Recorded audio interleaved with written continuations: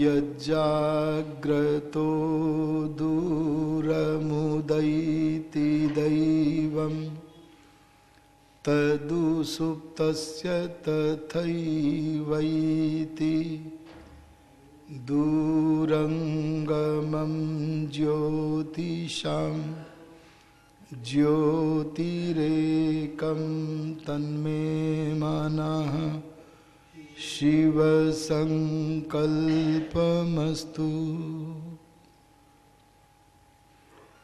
उपस्थित पवित्र आत्माओं, कल मनोविज्ञान विषयक प्रकरण प्रारंभ करते हुए मैंने बताया था कि हमारा जीवन एक आत्म राज्य है। क्या नाम है इस जीवन का?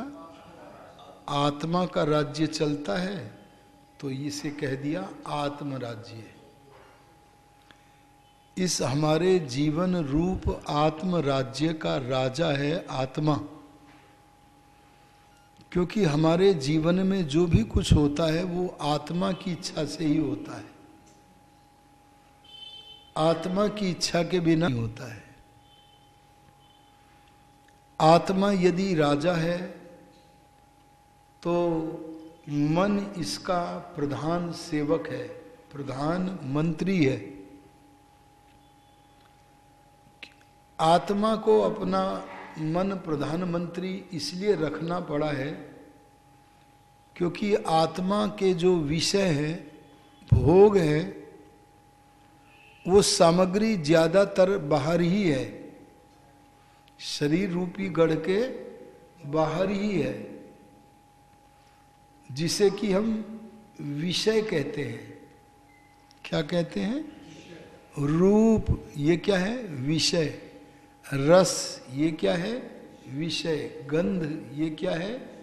विषय। शब्द, ये क्या है? विषय। ये विषय की प्राप्ति करने से या अप्राप्ति होने से या विपरीत प्राप्ति करने से आत्मा को सुख या दुख होता है। तो ये बाहर का जो विषय है, इसे प्राप्त करने के लिए आत्मा को मन रखना पड़ा। लेकिन मन भी शरीर रूपी गढ़ के अंदर ही है, उसकी भी बाहर पहुंच नहीं है। मन बाहर किसी भी विषय को ग्रहण नहीं कर सकता है। इसीलिए बाहर जिन विषयों से संबंध बना सके, ऐसे कुछ सेवक मन को भी रखने पड़े हैं। और वे मन को जो 5 सेवक रखने पड़े हैं विषयों को ग्रहण करने के लिए, उन 5 सेवकों का नाम है इंद्रिय। बोलो क्या है? ये इंद्रिय देवता है। मैंने कल बताया था, देवता उसे कहते हैं जो प्रकाश करता है। जैसे सूर्य प्रकाश करता है, जैसे चंद्रमा प्रकाश करता है, जैसे विद्युत प्रकाश करता है, जैसे अग्नि प्रकाश करता है, इनका नाम क्या है? देव है। ऐसे ही ये इंद्रिय जब योगियों को दिखते हैं, ये इंद्रिय अयोगी मनुष्य को नहीं दिखते। अयोगी मनुष्य को तो ये नाक के रहने की जगह दिखती है, जो मरने के बाद जला दी जाती है। अयोगी मनुष्य को तो ये कान दिखता है। ये कान नहीं है, कान के रहने की जगह दिखती है। ये आंख नहीं है, आंख के रहने का ठिकाना है। आंख, नाक, कान आदि इंद्रिय इतनी सूक्ष्म है, जो योगी नहीं है उसे दिख नहीं सकती।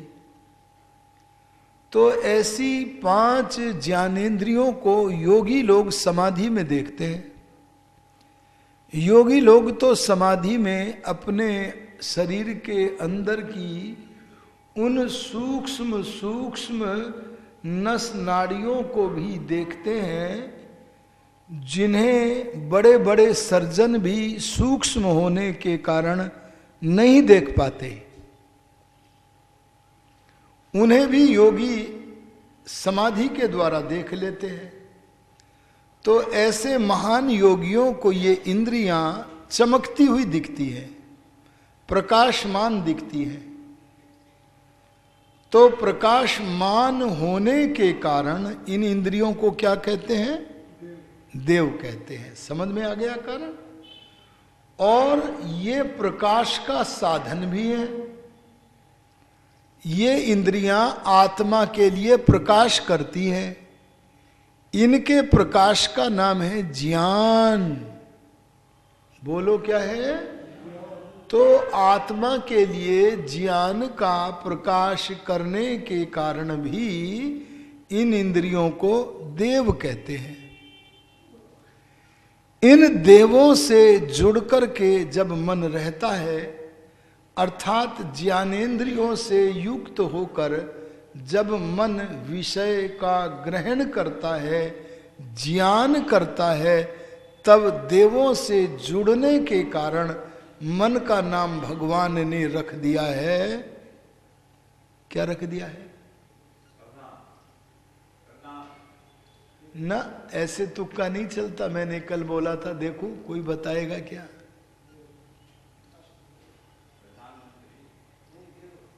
दैव। देव तो पर इंद्रियों का नाम है, और देव से जुड़े हुए का नाम क्या है? मन का नाम इस अवस्था में क्या है? दैव। इसीलिए वेद में लिखा है यज्जाग्रतो दूरमुदैति दैवम। ये ज्ञानेंद्रियों से जुड़ा हुआ होने के कारण हमारा मन क्या है? दैव। लेकिन जब यह दैव मन इंद्रियों को लेकर विषय से प्रथम संबंध बनाता है, आंख से किसी को पहली बार देखता है, कानों से जब पहली बार प्रवचन सुनता है, तब प्रथम संबंध के समय जहां विषय से जुड़े वहां विषय को पूरी तरह स्पष्ट कर ले। क्या कर ले जी? हां, अधूरा ज्ञान नहीं होना चाहिए, अस्पष्ट ज्ञान नहीं होना चाहिए। दही में मिले हुए और कुछ कुछ प्रकट हुए मक्खन की तरह नहीं होना चाहिए, धुंधला ज्ञान नहीं होना चाहिए। आप प्रतिदिन यहां आते हैं इस मंदिर में, आप जब अपने घर में बैठे हों और हम आपसे पूछें कि आपके मंदिर में जहां प्रतिदिन जाते हो, बताओ किस किस महापुरुष के चित्र वहां हैं, तब आपको पता लगेगा हमारा ज्ञान तो धुंधला है। हमें यही नहीं पता हम जहां जाते हैं वहां किस किस के चित्र हैं।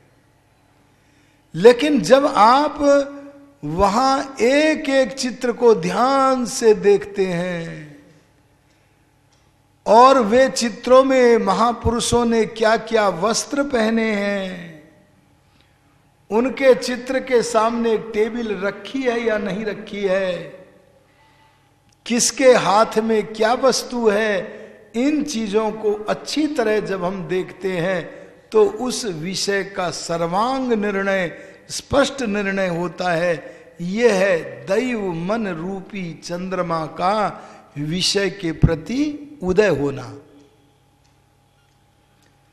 आइए एक एक इंद्रिय के माध्यम से हम इसको थोड़ा सा जानने का प्रयत्न करें। हमारी पहली इंद्रिय है घ्राण इंद्रिय। घ्राण इंद्रिय किसे कहते हैं? नासिका को। जो गंध ग्रहण करने का साधन है वो नासिका इंद्रिय है। मन के बिना नाक गंध ग्रहण नहीं करा सकता है। तो मन के साथ जुड़ करके नासिका गंध को ग्रहण करती है। एक वनस्पति विज्ञान का आचार्य अपने विद्यार्थियों को लेकर एक बाग में चला गया और बाग में जाने के बाद उसने देखा कि यहां के वायुमंडल में तो अनेक फूलों की गंध, कितने फूलों की बोलो जी, मिलकर के वायु में घूम रही हैं, मिश्रित गंध घूम रही हैं। लेकिन आज तो वो अपने विद्यार्थियों को विद्यार्थी बना करके लाया है, तो उसने क्या करना है, उसने एक एक पुष्प को लिया, गंध ग्रहण कराई, उस पुष्प का नाम बताया। तो विद्यार्थियों ने पुष्प की गंध को और वो गंध जिस पुष्प की है उस पुष्प के नाम को, दोनों चीजों को फीड करके रख दिया। क्या करके रख दिया बोलो? फीड माने अंकित करके, सुरक्षित करके रख दिया। कहां रखा? मन का एक कोना है उसमें रख दिया। जैसे आपके मंदिर का एक कोना है, यहां इस कोने को क्या बोलते हैं आप? यज्ञशाला। इधर वाले कोने को क्या बोलते हैं? मंच। ऐसे ही मन के कई कोने हैं। उन मन के कई कोनों में एक कोना वह कोना है जिसमें हम तमाम घटनाओं को, तमाम पुस्तकों के अध्ययन को, तमाम प्रवचनों को, तमाम बातों को अंकित करके संभाल करके रखते हैं। मन के उस कोने का नाम है चित्त। अरे बोलो क्या है? सावधान होके बैठो, मोबाइल को अपने से दूर करके बैठो, निद्रा से अपने को दूर करके बैठो। आज भी एक सज्जन सो रहे हैं कल वालों में से।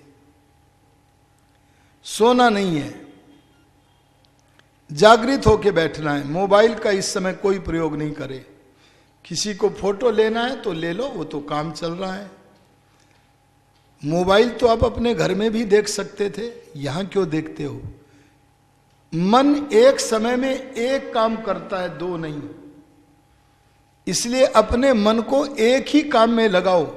सत्संग का अगर लाभ लेना है तो अपने कानों को बिल्कुल मन से एकाग्र करके मेरे मुख से निकलने वाले शब्दों से जोड़ने का पूरी ताकत के साथ प्रयोग करो। नहीं तो ये प्रवचन वे प्रवचन चल रहे हैं जो आपको प्रायः सुनने को नहीं मिलते हैं। लेकिन ये सबको हाथ नहीं लगेंगे, उन्हें ही लगेंगे जो ध्यान से सुनेगा। और अगर आपको कठिन लग रहे हो तो बता देना, फिर मैं बिल्कुल सरल ले लूंगा, दूसरे वाले ये विषय ही बदल दूंगा। आप मुझे बता देना। मैं आपसे निवेदन कर रहा हूं, आचार्य वनस्पति विज्ञान का आचार्य अपने विद्यार्थियों को लेकर बाग में चला गया और वहां जाकर उसने एक एक फूल के गंध को अलग अलग उनको ज्ञान कराया और उनका नाम बताया। विद्यार्थी ने ये गुलाब का है, ये गेंदे का है, ऐसे एक एक फूल के गंध को, नाम को अपने मन के एक पटल में, एक हिस्से में, जिसका नाम क्या है? चित्त में रख दिया। आपको दो का पहाड़ा याद है या नहीं है? अरे बोलो, याद है या नहीं है? 2 दूनी 4, 2 तिया 6। कब याद किया था अपने बालकपन में?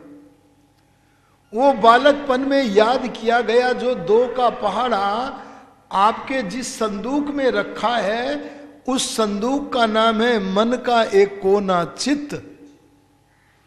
इसी में हम सारी घटनाओं को, सारे विचारों को और जन्म जन्मांतर के संस्कारों को अंकित करके रखते हैं। उसमें आपने अपने पुष्पों के नाम और गंधों को रख लिया।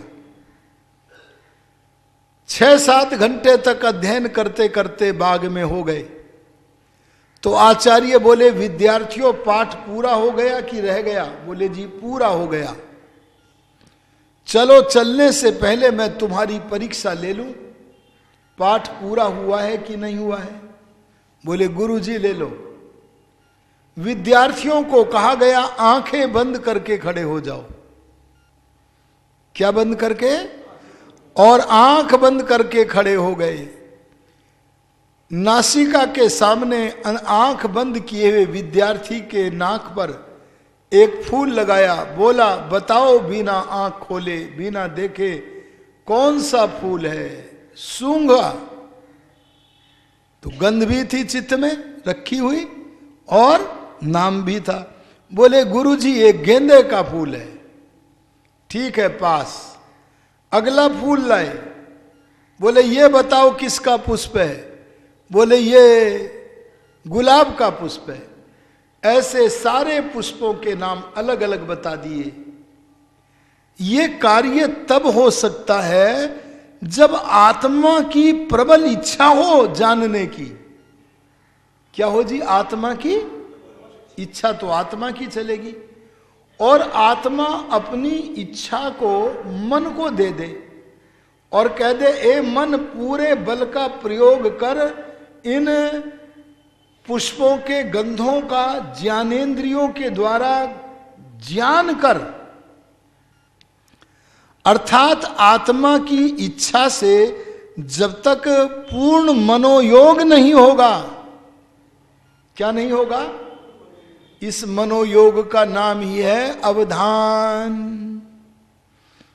अवधान माने सावधान, सावधान माने ध्यान पूर्वक, सावधान माने एकाग्रता पूर्वक। जब तक आत्मा की इच्छा का पूरा प्रयोग करके मनोयोग नहीं होगा, तब तक अवधानता का, एकाग्रता का भी जन्म नहीं होगा। वही विद्यार्थी ऊंचा बन सकता है जो अपने मन को घर से अवधान से सजा करके। अरे बोलो किससे? आप लोग कानों को किससे सजाते हो? कुंडल से। अरे हाथों को किससे सजाते हो? कंकण से। ऐसे ही जब सत्संग में आया करो तो अपने घर से ही, यहां आकर नहीं, अपने घर से ही मन को ज्वेलरी से सजा के लाया करो। अगर घर से मन को सजा के नहीं लाओगे तो नींद आएगी।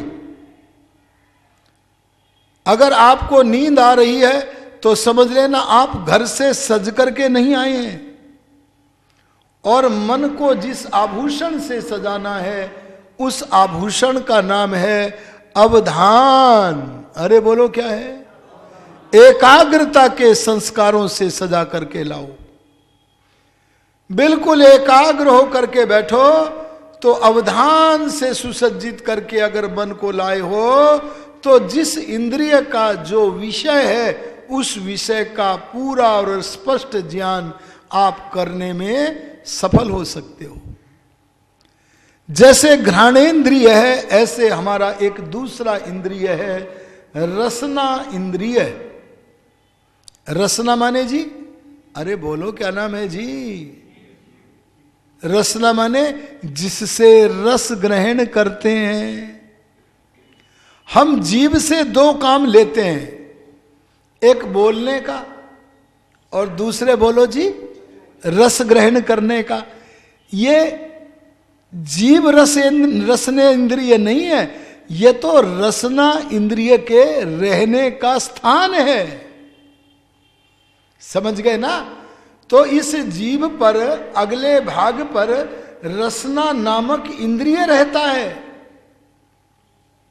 जैसे इस स्थान पर नासिका इंद्रिय रहता है, बहुत सूक्ष्म है, ऐसे ही रस ग्रहण करने वाला इंद्रिय हमारी जीभ के अगले भाग पर रहता है। अब उस रसना इंद्रिय से भी आपको ग्रहण करना है। कैसे? जैसे उदाहरण के लिए आम है। बोलो आम का कौन सा रस होता है? खट्टा, मीठा? मीठा होता है।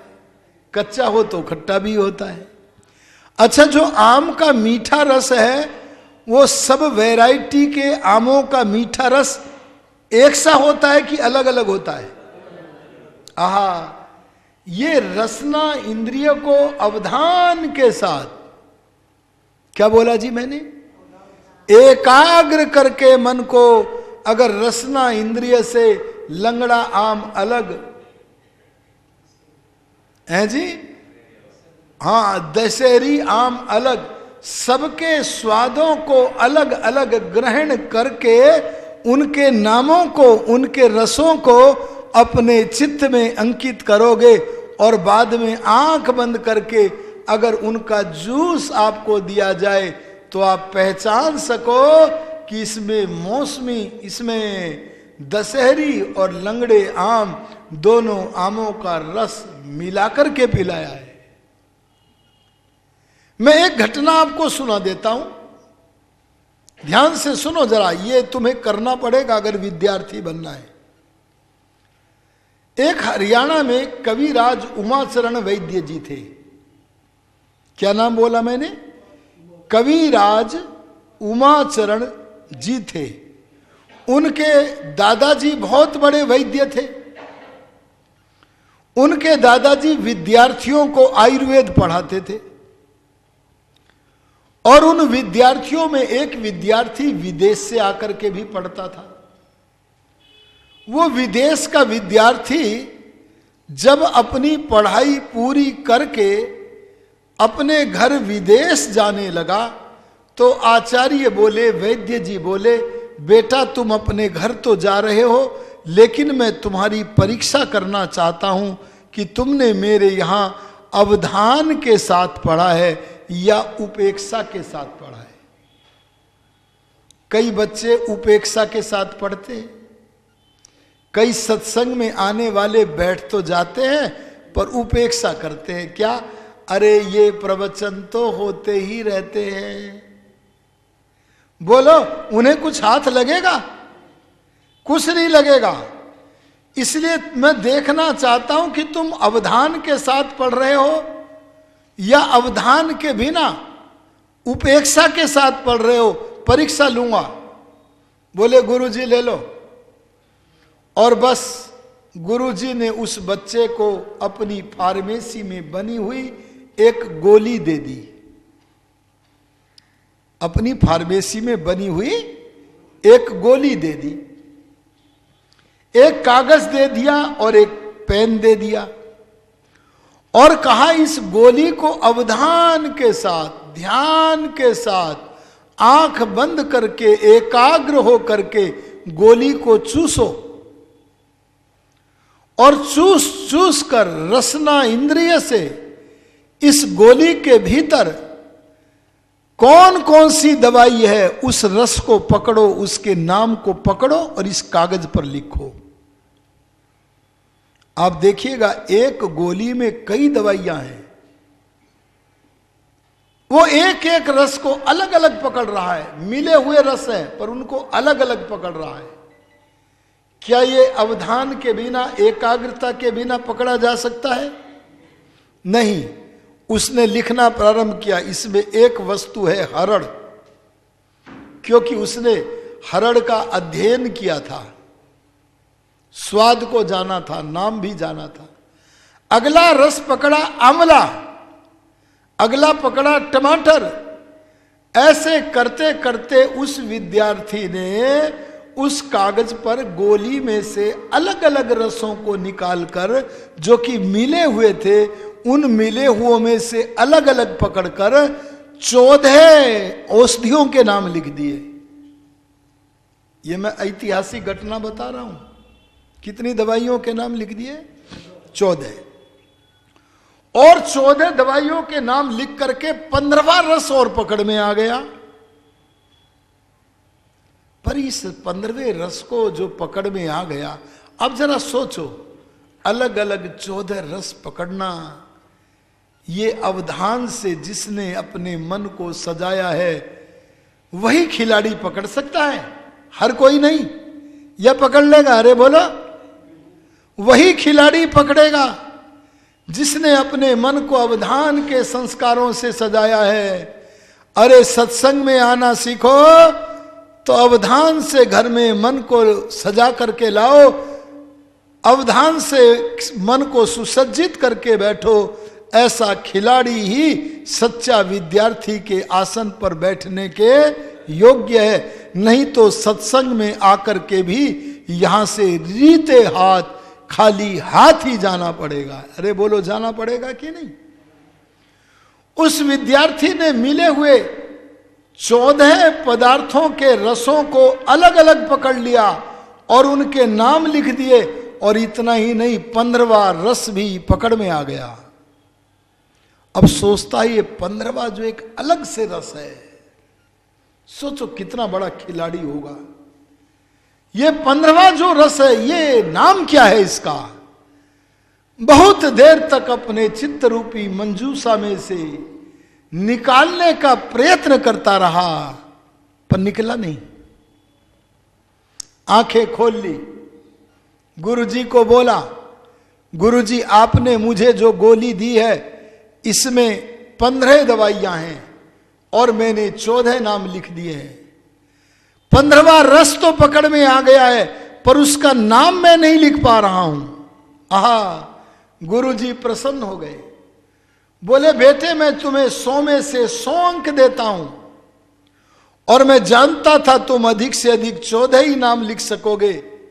हाँ, इसमें 15वां रस भी है, पर मैंने अभी तक वो 15वीं दवाई, 15वां पदार्थ तुम्हें पढ़ाया ही नहीं है। तुम्हारे चित्त के भीतर उसका नाम ही नहीं है। जब भीतर चित्त में नाम ही नहीं है तो निकलता कहां से, लिखते कहां से? क्योंकि वो दवाई हमारी फार्मेसी में अभी नहीं आई है, इसलिए अभी तक मैंने तुम्हें वह पढ़ाई नहीं है।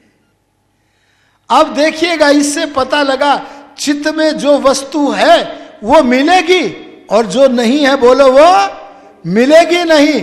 और चित्त में से वही मिलेगी जो तुमने अवधान के साथ रखी होगी।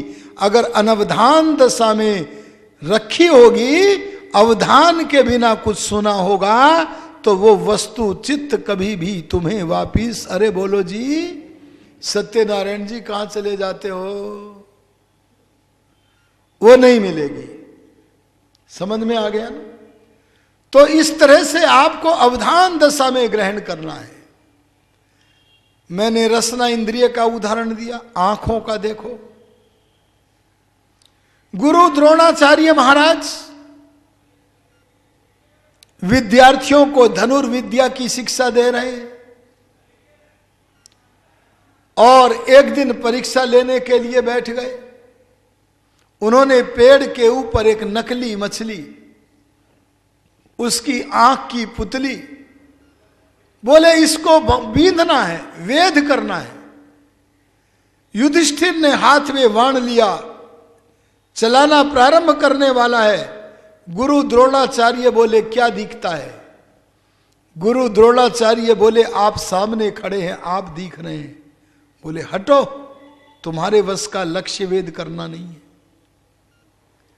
दुर्योधन से पूछा तुम्हें क्या दिखता है? बोले मुझे टहनियां दिख रही हैं पेड़ की। बोले तुम भी हटो, तुम्हारे वश का भी नहीं है। सबको हटाते गए। जब क्रम आया अर्जुन का, तो देखो अपने मन की शक्ति को कितना केंद्रित कर दिया था अपने विषय के साथ, अपने सब्जेक्ट के साथ, अपने लक्ष्य के साथ केंद्रित कर दिया। अपने लक्ष्य को ऐसा देखो कि लक्ष्य के अतिरिक्त कुछ भी दिखना नहीं चाहिए। आजकल के हमारे बच्चे, सत्यनारायण जी आप आगे बैठा करो, पीछे झटके ले लेते हो। आज तो रात में आप जागे नहीं थे, आज झटके कैसे ले रहे हो? बिल्कुल जागते हुए सुनना है। समझ गए ना? मैं एक एक पर ध्यान देता हूं। 2 ही लोग हैं यहां बस जो सोते हैं, एक मोबाइल वाले भी हैं, बाकी सब ध्यान से सुन रहे हैं। औरों को कहने की जरूरत नहीं पड़ रही है, इससे मेरी बल की हानि होती है, आप सो जाते हैं जब। आइए ध्यान दीजिए, मैं आपसे निवेदन कर रहा हूं, आज के बच्चे अपने लक्ष्य भी नहीं बनाते, बहुत से ऐसे होते हैं। माता पिता से अगर गुरुजी पूछ ले क्या बनाएं, बोले कुछ भी बना दो, बस मेरा दिल न खाए, मेरे को मुक्ति मिले, ऐसा इसे रख लो। लेकिन नहीं, अपने विद्यार्थी को अपना कोई लक्ष्य बनाना चाहिए और लक्ष्य के प्रति इतना तन्मय होना चाहिए, इतना तन्मय होना चाहिए कि उसे लक्ष्य के अलावा सब कुछ दिखना, अरे बोलो, सब कुछ दिखना बंद हो जाए। अर्जुन से पूछा क्या दिखता है, तो अर्जुन बोले मुझे अपने तीर के नोक की अगला भाग दिखता है और मछली की आंख की पुतली, बस ये दो वस्तु ही दिखती है और कुछ भी नहीं दिखता है। बोले करो लक्ष्य वेद। अर्जुन ने लक्ष्य वेद कर दिया। बस ऐसी सावधानता अगर हमारी होती है तो हम जो चाहें सिद्ध कर सकते हैं, प्राप्त कर सकते हैं। समय हुआ, शेष चर्चा आपके मध्य में बाद में रखेंगे। ओम शम ओम द्यहु शांतिरंतरिक्षम शांति पृथ्वी शांतिरोषधयः शांति वनस्पतयः शांतिर्विश्वे देवाः सर्वं शांति शांतिरेव शांति सामा शांति। ओम शांति शांति शांति। जो बोले सो अभय। आर्य समाज सत्य सनातन वैदिक धर्म की सबको वैदिक अभिवादन। नमस्ते।